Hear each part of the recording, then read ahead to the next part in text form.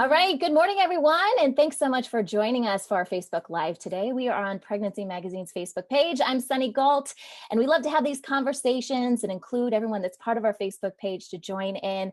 You know, we usually talk about pregnancy related things, but we know a lot of you guys are having your babies and you're sticking with us. And so today we're exploring a topic that is, I don't know, you may be thinking about more if you've already had your baby, but all this knowledge is good even, as you're pregnant and as you have your baby. And we're talking about feeding our babies and more specifically, transitioning to solids.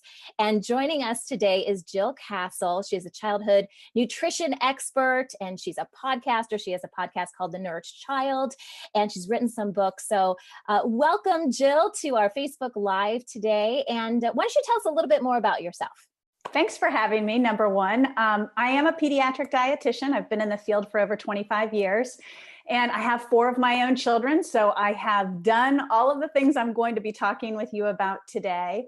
And a lot of what I do, I write a blog called The Nourished Child. I have the podcast. Thank you for mentioning that. And I talk about all kinds of topics in childhood nutrition.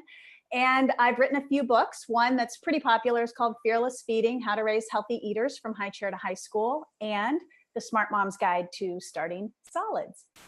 Okay, so for our conversation today, we're talking about a wide range of things, but we have a downloadable, so a PDF that you guys can download. We're going to post the link in the comment section below, and it deals with the nutrients, 6 nutrients that we need to make sure that our kids have as they're growing. It's really going to help them be healthy and vibrant kids, which of course we all want. So go ahead, if you haven't already, go ahead and click that link, download the downloadable. We're going to talk about it a little bit more, but let's go ahead, Jill, and just kind of dive into this conversation.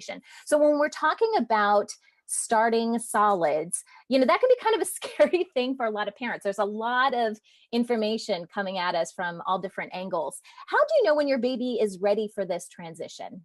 Well, that's a great question. And yeah, it is scary, and it's very exciting too, because it's that next natural step in that first year of life. So there are a few key factors to keep in mind in terms of knowing when your baby is ready. Number one, your baby's going to show you some signs that he's ready. He's going to show interest in the food that you're eating. The other thing is we like to see babies starting solids at around 6 months. There's a few different reasons for that, but number one, their digestive system is ready to handle more complex foods, which are included in solids. And number two, they are ready to start to learn how to chew and swallow food. So physiologically in their mouth, they get closer to being ready around 6 months as well. Okay. The other thing is they have to be sitting up. Right? They have to be able to sit up and hold their head steady with support. They don't have to be freely sitting and holding themselves steady by themselves, but they have to be able to be in a high chair and sit up upright and hold their neck up on their own, because if they can't, that's a choking risk. And then last is they have that little tongue thrust that a lot of times parents who start solids too early will see the baby push the food out when they put the spoon in the mouth. And so we want to see that tongue thrust start to disappear. And you'll see it all sort of happens right around 6 months. Baby becomes more interested, they can sit up on their own, and they are developmentally and physiologically ready to begin. Okay.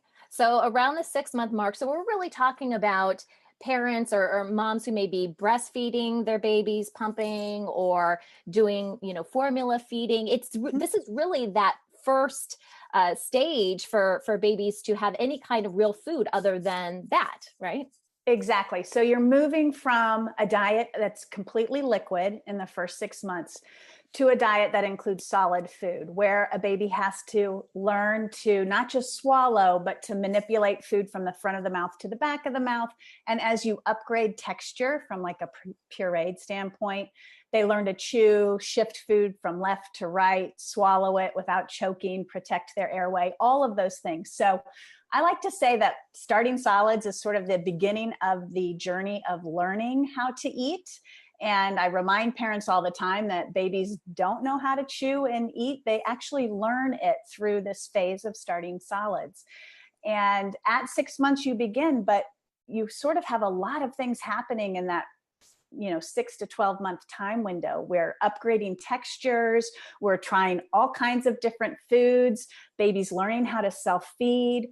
learning how to stop eating when they're full and indicate when they're hungry. So there's a lot of dynamics going on in that 6-month phase. Yeah, it's kind of like patting your head and rubbing your tummy. Exactly.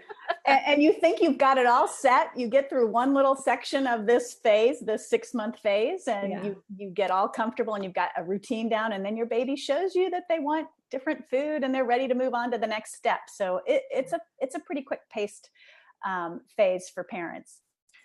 Yeah. And I know I have 4 kids of my own. And I remember as they were going through this phase, and I'm a big breastfeeding advocate. And I wanted to bring up the point that even if you're breastfeeding your babies or pumping for your babies, you can still continue to breastfeed as you're doing this. This does not mean that you have to stop breastfeeding anyway, right?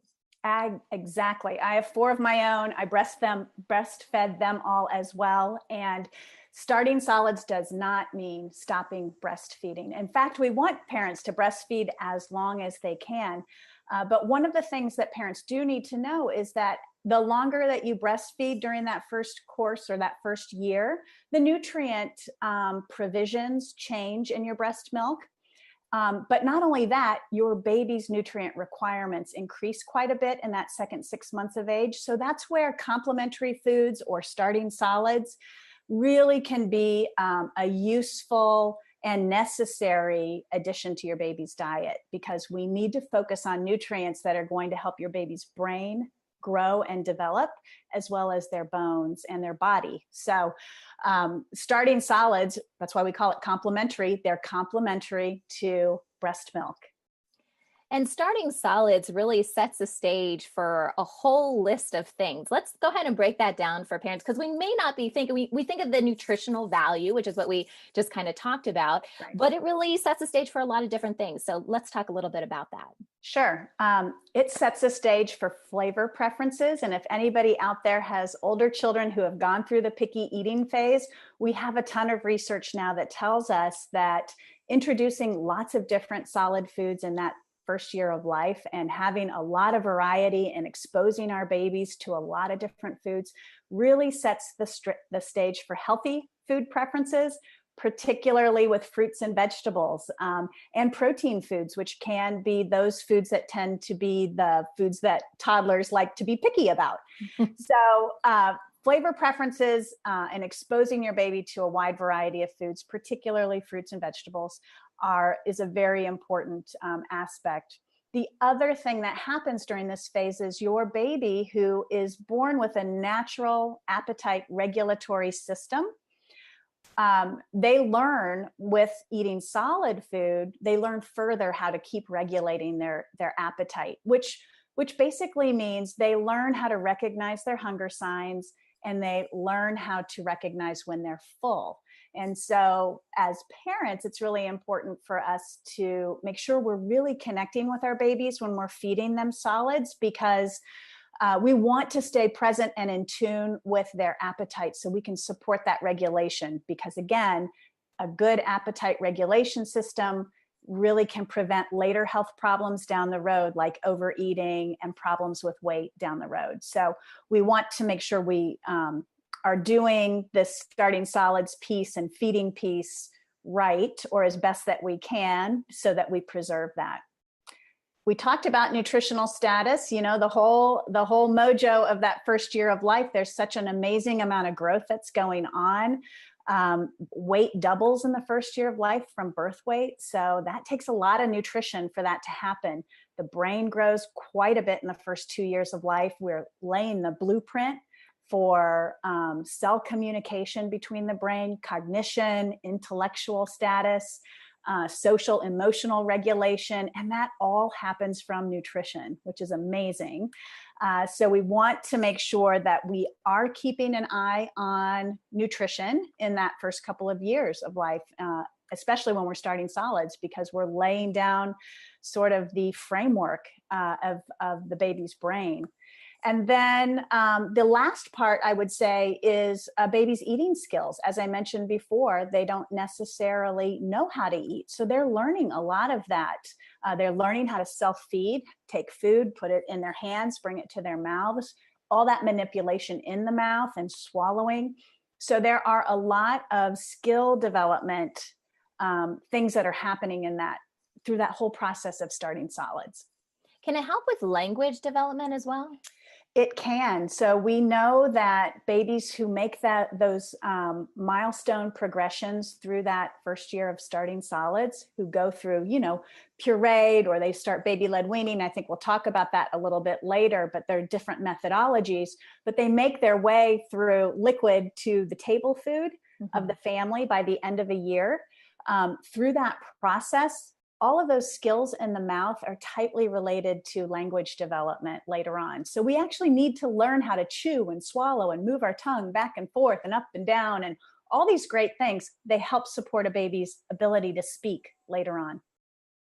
What are your thoughts on parents making their own food versus going to the store and buying it? And this isn't to, pass judgment on anyone. I will be the first to tell you that I did not make my own baby food, but I really admired the moms who took the time to do that. What can you tell us from a nutritional standpoint, or even, what you've seen in your own practice? Yeah. So 20 years ago, when I was having babies, I didn't make my own baby food either, but there are some simple foods that you can make on your own quite easily. You can mash a banana, you can mash an avocado. That's homemade baby food. Yeah.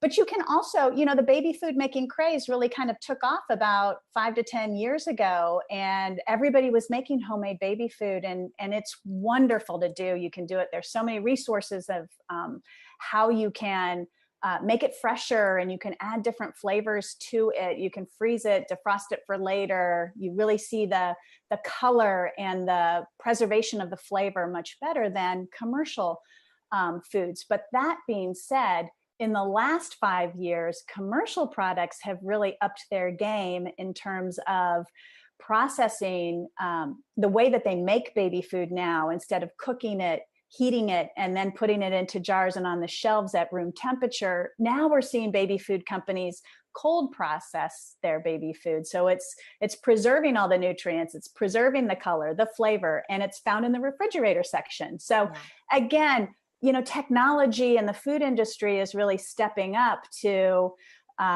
making this fresh food available for babies. So it's really your preference, what you have time for, what you desire to do as a mother, and what feels right and can fit into your schedule. I don't think there's a bad way at this stage of the game for introducing solids, or what types of foods that you choose, whether it's commercial or you make it yourself. I don't think that you can make too many bad decisions in that area. What I would say, though, is in terms of if you're purchasing commercially prepared baby food, to look at the ingredient list. A lot of times you'll find baby foods that say it's a veggie blend, but when you look at the ingredient list and the first ingredient is applesauce, we know that the most of the content of that product is applesauce with a little bit of veggies thrown in. And so it pays to pay attention to the ingredient list, so that parents really understand what they're getting when they are purchasing any commercially prepared foods. Yeah. And it's also important to keep in mind that you may have one idea, especially if you haven't had your baby yet, for those of you that are pregnant watching this, and your child, you may have an idea of what you want to do, but your child may have a completely other idea of what they like. Like for my first 2 kids, we did the canned or the jarred baby food, right? Primarily. And they loved it and they were fine with it. And then I had my twins, and my twins would not touch it. In fact, we made the mistake of going out to the store and buying a bunch of baby food to prepare for my twins.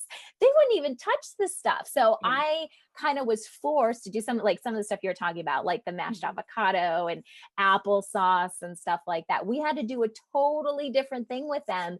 In my head, I was going to do the same thing because I work for my 2 boys. I must work for my girls. And that was not the case at all. So I like the idea that, to give parents permission to be flexible with this, and that it's okay. And like you said, there's a lot of options out there, and we've come a long way. Remember those jars Oh, I hate to even admit that I fed this to my kids, but in some of those jars, the meat, and you like open it up and you're like, oh, I can't even. We've come a long way since those We have. jars. We have. And I too, I mean, I had my first baby, she loved all the single food, Yeah. pureed baby foods. But once we hit the mixed combined dinner, she was Yes. not having that at all. So we skipped the lumpy stage and we went right to solid Yeah. food, and that's what we're finding now.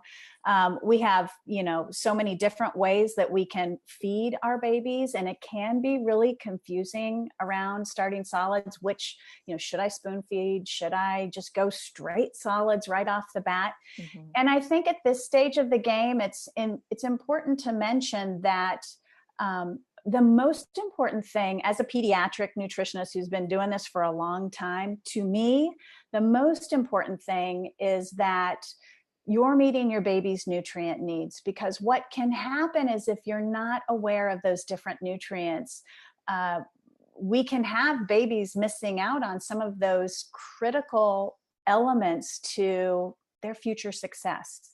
And Yeah. so I'm always using the nutrient filter when it comes to starting solids with babies. I get less hung up about, are you using the spoon or are you using baby led weaning? I don't get too caught up in that. My feeling is, are you meeting the nutrients that your baby needs? Is your baby enjoying eating food? And are you following your baby's cues? Are you really paying attention to whether they're full and they want to stop eating? Are you really paying attention to their readiness to go up to the next texture?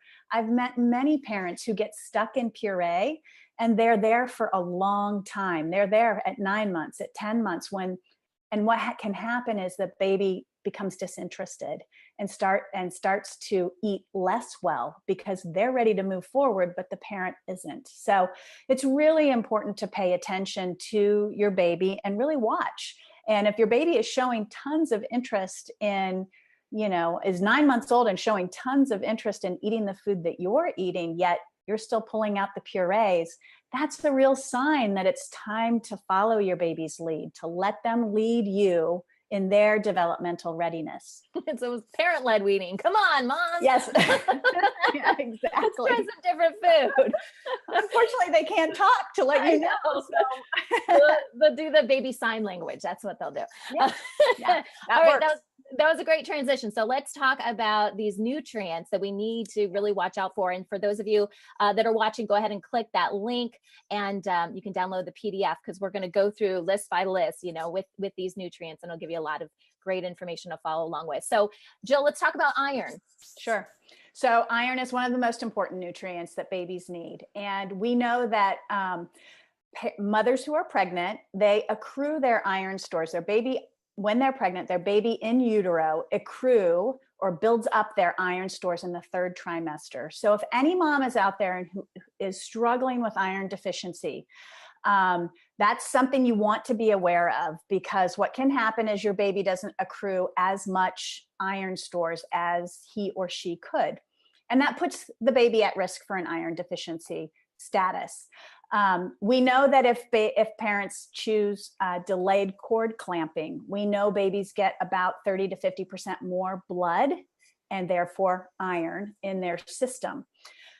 So a lot of how well your baby will do with their iron status is dependent on how much they got at the end of your pregnancy, whether that cord was clamped early or late, and how, if you're nursing, how well your iron stores are, and if you're taking iron supplements, and how much of that iron your baby is getting. We want all babies who are breastfed to start on an iron supplement at around 4 months of age, because we see a dip in their ability. We see a dip in, we actually see a rise in their nutrient needs, and we start to see that dip in breast milk content.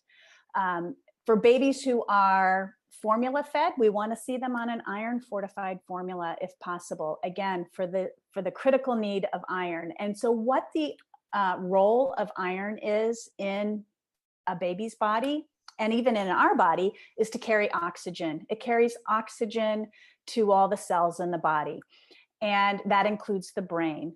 And it also is very important for those neurotransmitters in the brain. This gets very sciencey and very complicated, but the neurotransmitters actually are the communication highway in the brain. And so iron helps that communication highway develop in the brain. Surprisingly, or what we do know, is that about a quarter of children under the age of 2 do not meet their iron requirements. So iron's pretty important. It's very much tied to a baby's IQ later on and their brain development. So we want to make sure when we start solids, I think one of the most critical things to do is make sure you're choosing an iron-rich food when you start. So what that can be for a baby, if you're spoon feeding, that would be an iron fortified cereal or a pureed meat like beef or turkey or chicken. If you're using a baby-led weaning approach, which is where baby is using solid foods, holding it themselves and feeding themselves, you would use things like strips of beef or cooked egg. Whatever method you're using, the most important thing is choose an iron-rich source to start.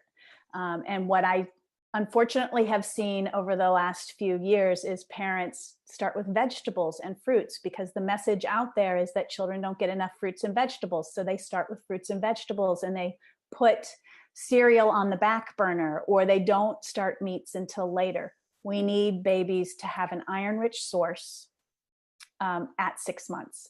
So the caveat to that is if you are feeding with an infant formula and you're using an iron fortified infant formula, you're getting that iron. But if you're nursing, you need to make sure your focus is on picking an iron-rich first food.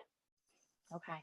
And if moms are still nursing, does it help? This may get into very much of a breastfeeding question, so it's okay if you can't answer it. But can moms increase their iron intake and what they're eating in order to pass that through the breast milk? Do you have information on that?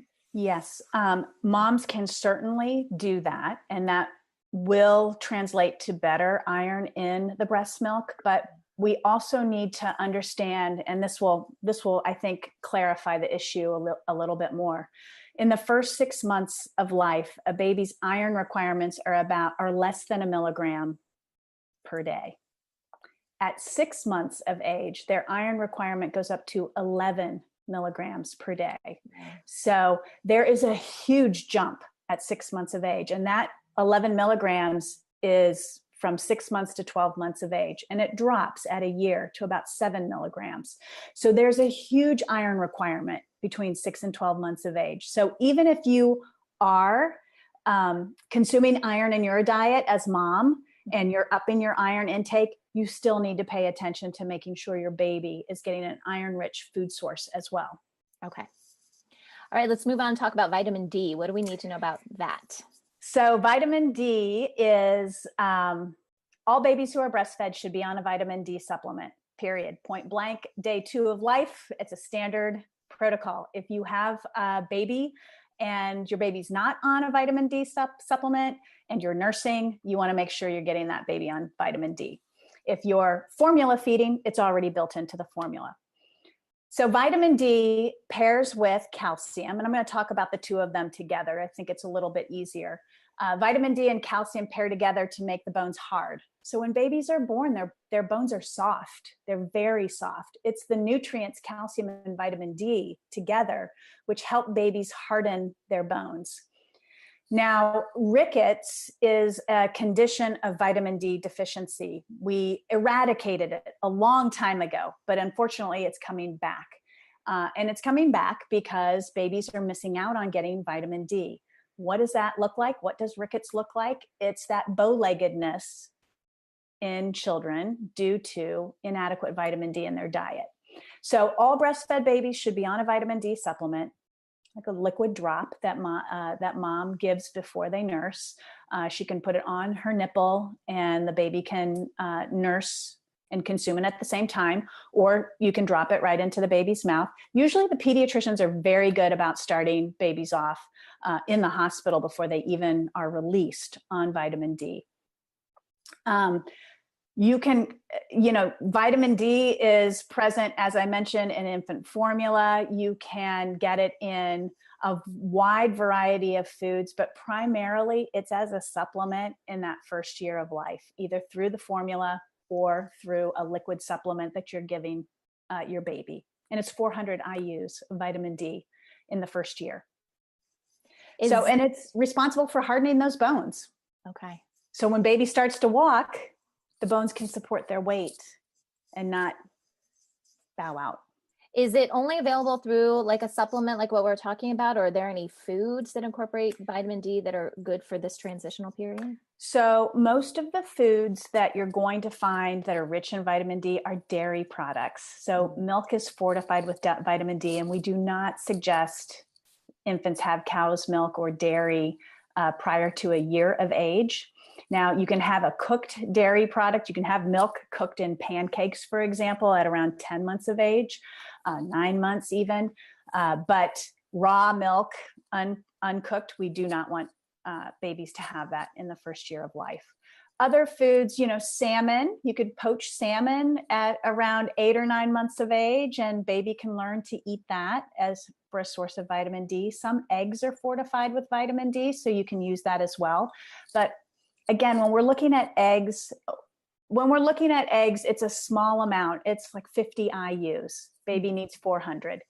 When we look at cow's milk, 1 cup has 100 IUs of vitamin D. Baby needs 400. So again, we're looking at, it's great to think about using food to supply that, but it might not get you there until your baby is much older and a toddler. Okay. Yeah. Yeah. Let's talk about zinc. So zinc, again, communication, neurotransmission in the brain, also is related to your baby's appetite. We know children with zinc deficiency don't have an appetite, and children with zinc deficiency don't grow well either. So zinc is very important. And in the second 6 months of that first year, so 6 months to 12 months, we do want to be conscious of the foods that we are giving our babies to help them get enough zinc. It is in breast milk, but again, it's one of those nutrients there's a lot of research on that shows that, from day 1 to 12 months of age, that zinc content just gradually decreases. So we want to be sure that we choose foods that are going to be a good source of zinc. Again, meat is a great source of both iron and zinc, 2 for 1 in one product. You can get zinc fortified cereals for the spoon feeders out there. They're harder to find, but they are out there. Research tells us that beef and dark meat poultries are the most reliable sources of iron and zinc together. We also know that by 9 months of age, babies need to be getting 90% of their iron and zinc from food. So it tells you how important it is. That iron and zinc together for brain development, growth, laying that foundation of intelligence is extremely important. Yeah. And it's good to know too that we can kill 2 birds with 1 stone with all of this, and that some foods are incorporating multiple nutrients. That's helpful. Exactly. Yeah. And, there are other foods too. I've included it in that download. Beans are a great source of zinc as well. But again, digestibility of beans at that early 6-month stage can be a little dicey. So we tend to wait a little bit on beans. So that digestive system is kind of already used to cereals and fruit, mushed up fruit and vegetables and things like that before we start to hit them with beans, because they take a little bit longer to digest, and sometimes they don't get digested. They just come right out. Okay. What about DHA? So DHA is an omega-3 fatty acid. And I'll tie this into total fat because that's one of the other nutrients as well. And I want to just back up for a second. So let's talk total fat first. Babies get they need half of their calories from fat, which flies right in the face of everything society is telling you about fat these days. For babies, they need half of their calories from fat. The good news, if you're nursing, it's already built in that way. Breast milk is built that way. It's about half of the calories are from fat. Same with infant formula, because infant formula is produced to mimic as close as possible breast milk. So the fat is built in. But when we start to introduce solids, we naturally back away from the liquid nutrition. It's just a titration that sort of naturally happens. So we need to be mindful of fat because it's energy dense and babies need it to grow well. Now, there's different kinds of fat. There's the healthy fats with the omega-3 fatty acids. They're based in plants. And then there are animal fats, which are saturated fats. You find them in steaks and butter and oil, or butters that are made, any kind of fat that's made from an animal source. We want to focus on the plant-based fats because they are healthier for all of our children. But when we break down the omega-3 fatty acids, we are specifically interested in DHA for babies. Again, it builds that framework of the brain and it helps babies see. It's part of the building of the retina. So DHA, we are finding out more and more, is quite important to brain development and babies in that first 2 years of life.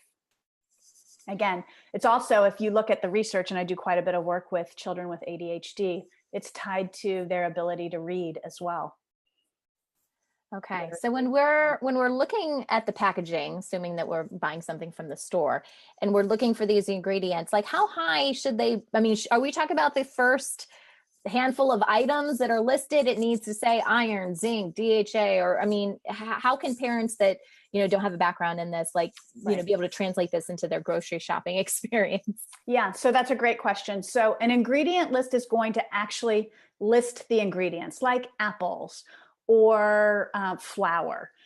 The nutrition fact panel, where you get the calories, the fat, and at the bottom they'll say iron, or they'll say vitamin D on the bottom.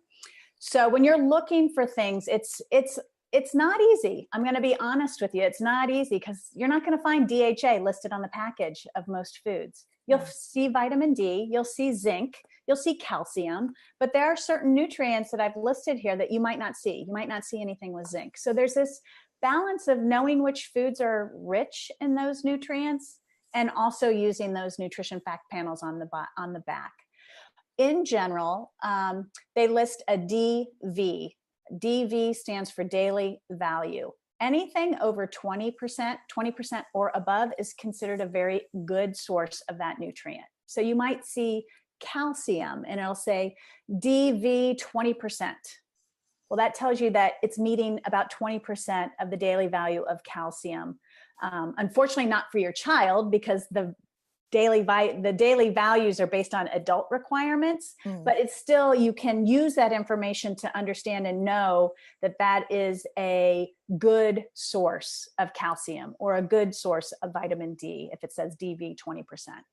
When it's 5%, it's not that much. It's not much in the product. When it says that, because you said that it's made for adults, right? So that's 20% of an adult diet. Is it less than for kids, or would it be more for kids if we're trying to break this down? It depends on the nutrient. Sometimes it's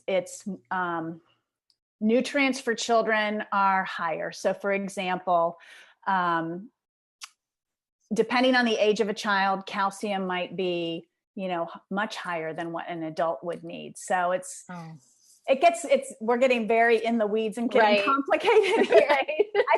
I think the best thing for parents is to know is, know 3 or 4 sources of iron and zinc that you can reliably offer your child. Know 3 or 4 sources of DHA that you can reliably offer your child.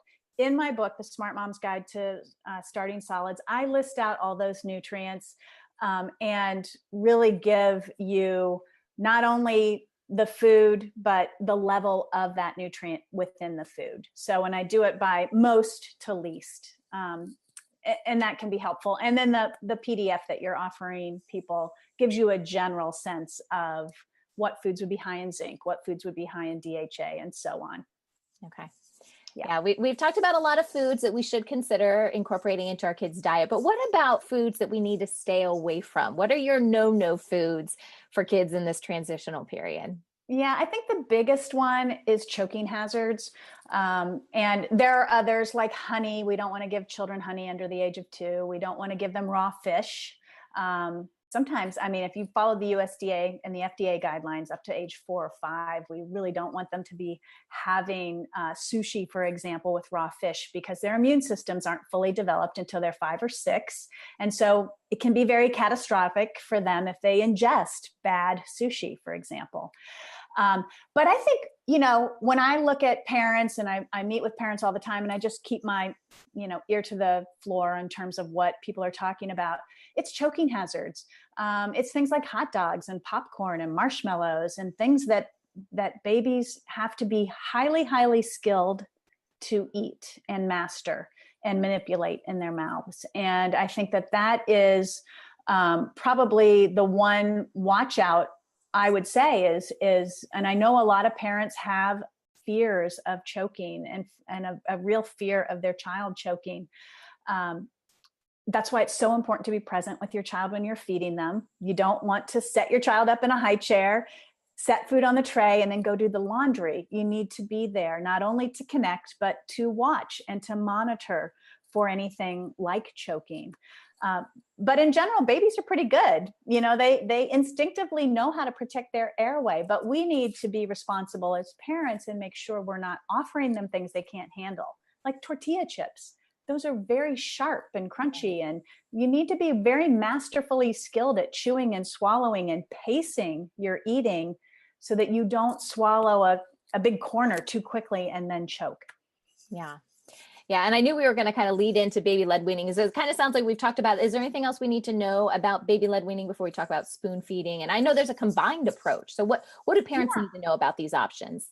Well, I think just to break it down, spoon feeding is where the parent is, spooning food into the child. And the most important thing about that is, again, to pay attention to your child's appetite. And unfortunately, what can happen is that parents will say, oh, I've got 3 or 4 bites left in this jar or in this bowl. I'm going to clean it up and make sure my baby finishes. That's not what we want you to do.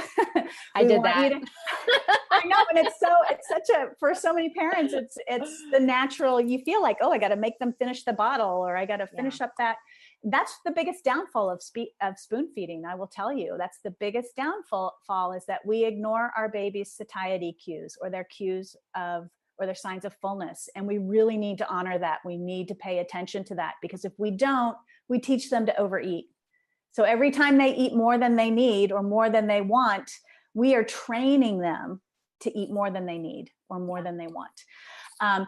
Baby-led weaning, on the other hand, is, exclusive breastfeeding for the first 6 months of life, and baby is self-feeding. Strips or soft meltable solids like buttery crackers or soft buttered toast, and self-feeding. So a lot of times things will be cut in strips, or they'll be put fresh ripe fruit will be put in a strainer type thing where baby can self-pace. And the thing with baby-led weaning, again, it really does a really good job of preserving a baby's ability to self-regulate their eating. The biggest drawback I see for baby-led weaning is that parents oftentimes don't know they need to pay attention to iron and zinc rich foods. And so they fail to offer those, or they wait too late to offer those. And so, we want to have the best of both worlds, in my opinion, is the combined approach. You use a little bit of spoon feeding, so you're making sure you're getting those zinc and DHA sources into the diet, and you've used baby-led weaning too, where the baby can self-regulate, and so you've got both things going on. So you're meeting nutritional needs, but you're also honoring appetite regulation and all the good things we know that can happen from baby-led weaning. Yeah.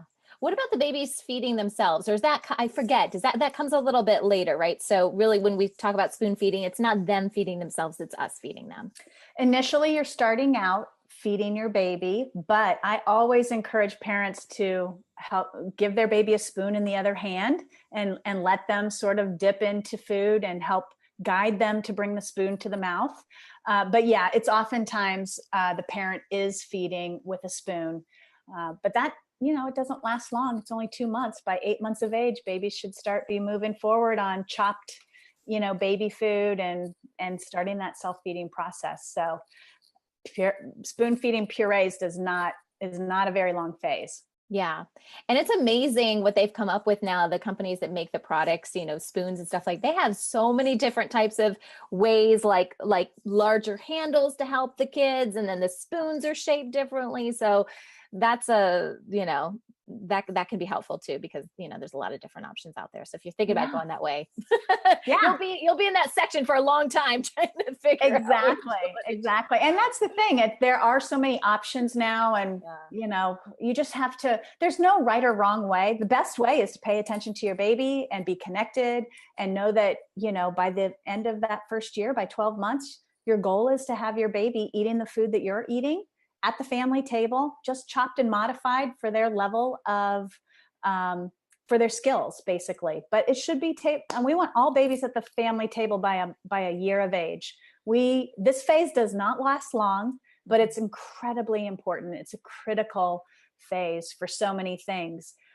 But yeah, it's a phase. Just like all of childhood, you're going to move through that pretty fast and be on to the next phase. So yeah, once you figure out one phase, then it's time to move on. You're like, but wait, I just figured this one thing out. No, exactly. It's time to move on. You mentioned babies sitting at the table, and I just thought of something.